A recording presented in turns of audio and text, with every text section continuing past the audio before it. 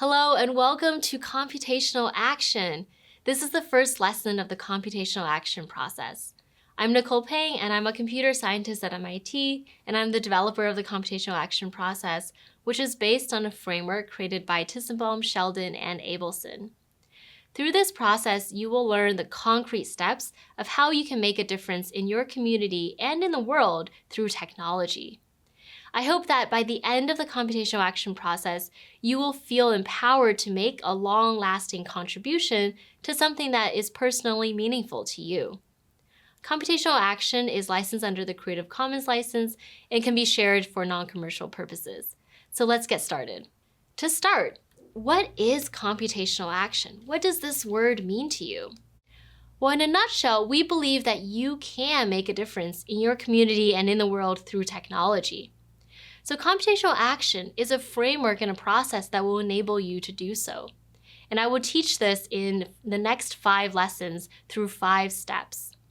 This framework I mentioned is proposed by Tissenbaum, Sheldon, and Abelson, and aims to help students like you learn computer science and technology, including artificial intelligence, through a more empowering mindset. If you want to make a difference in your community using technology, and if you want to help others, then this process is for you. Here is the full computational action process. So I created these 5 parts in order to be clear but also comprehensive. We will go through each part in a separate lesson, so don't worry about the whole thing right now, but I did want to introduce to you the entire process so you can see the full thing. So first, we'll discuss how you will define a real-world problem, and this is the lesson that we'll go through here.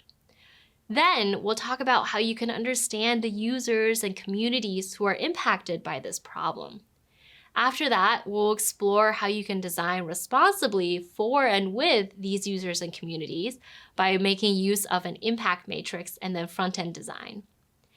Fourth are the tools for implementing your project, working with a team, and managing a project timeline. And finally, but certainly not least, we'll explore how you can think about a long-lasting impact that goes beyond just the first version of what you create.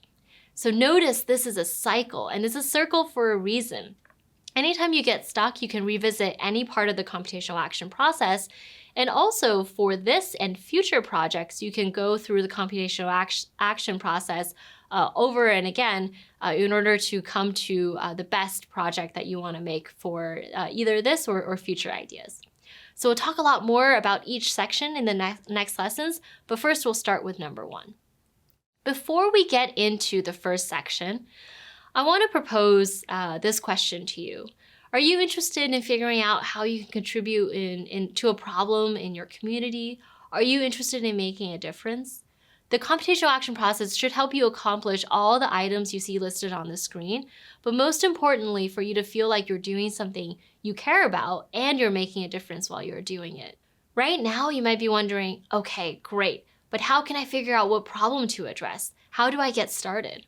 There are many problems that can be improved in the world today, and so many people who are affected by so many problems. You might be thinking about problems that you hear about in the news, problems you learn about at school, or maybe issues you see affecting people in your community. I'll present to you next an activity that will help you shape your idea so you can go from a high-level idea into a real defined problem that you can then work on. So one area where you might find inspiration is from the 17 United Nations Sustainable Development Goals. So these goals you can see listed here on the screen.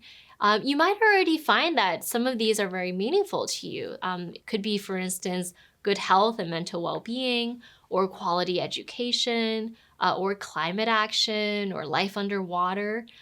These are goals that the United Nations listed to be inspiring for everyone around the globe to work on meaningful problems that affect the world today.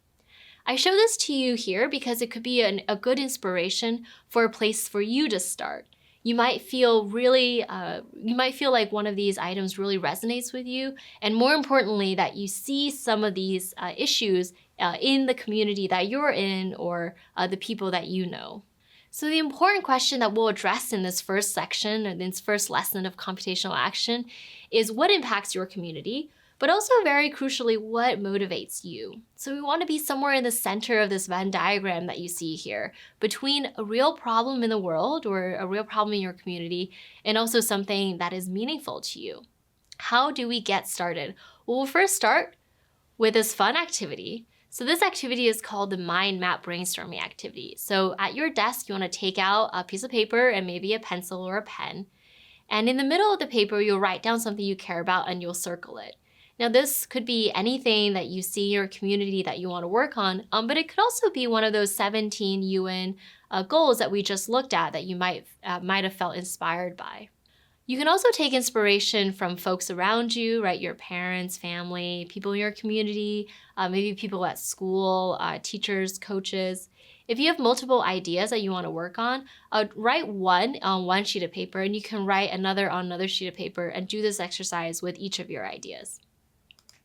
So how do we do this mind map brainstorming exercise? Well, in the center, you just wrote down something that's meaningful to you, that's a problem that you want to work on. And you drew a circle around it.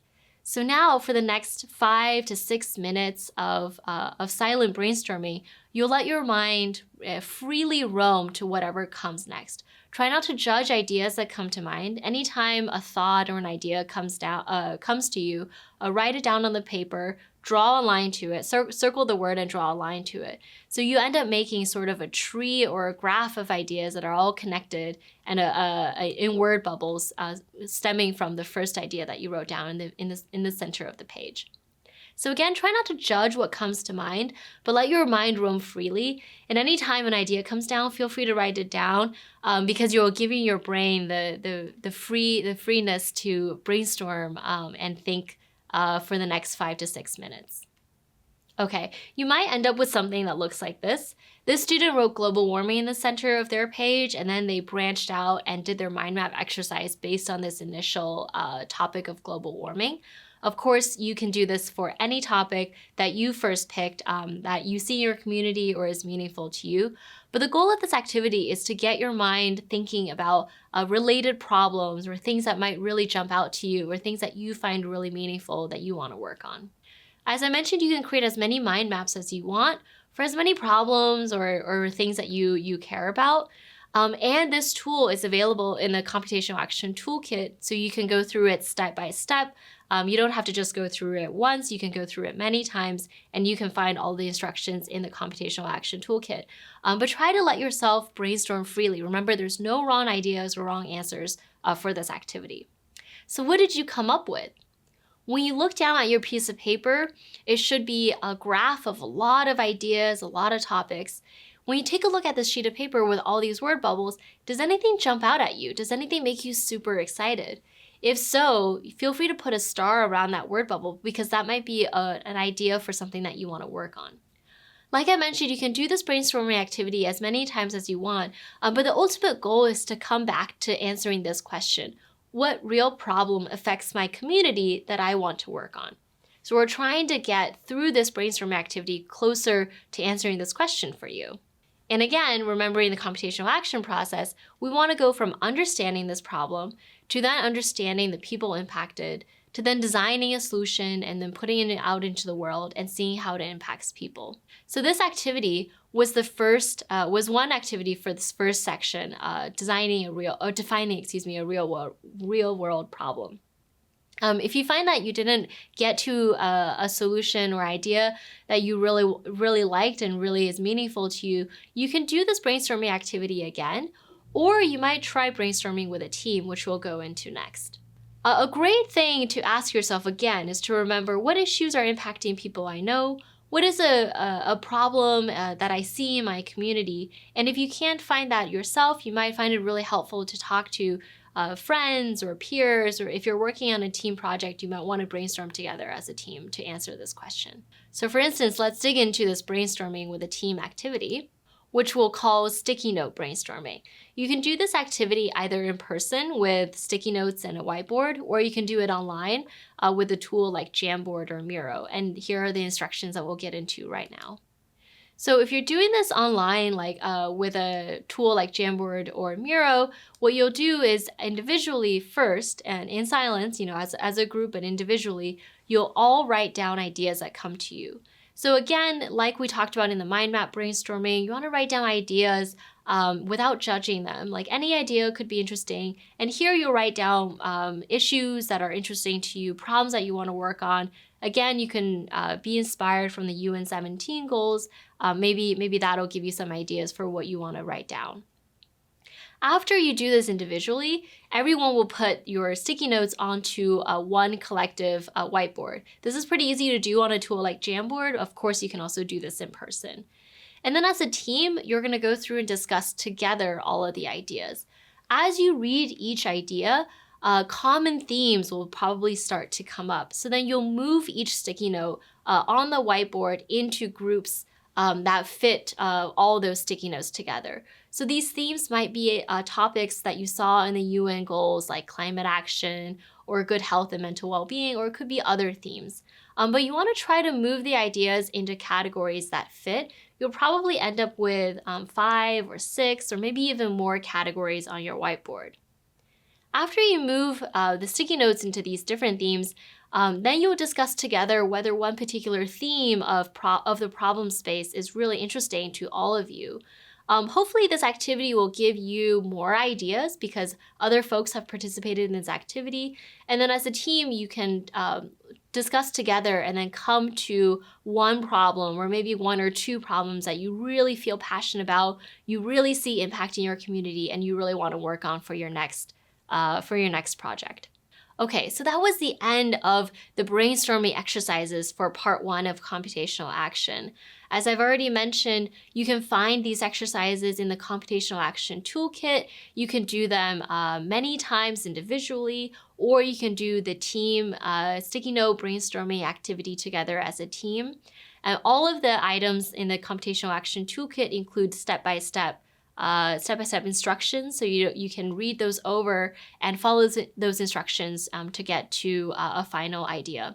The goal of this section is to, again, define a real-world problem that then you'll take and move on and be the basis of the next section, which is for user research and understanding communities.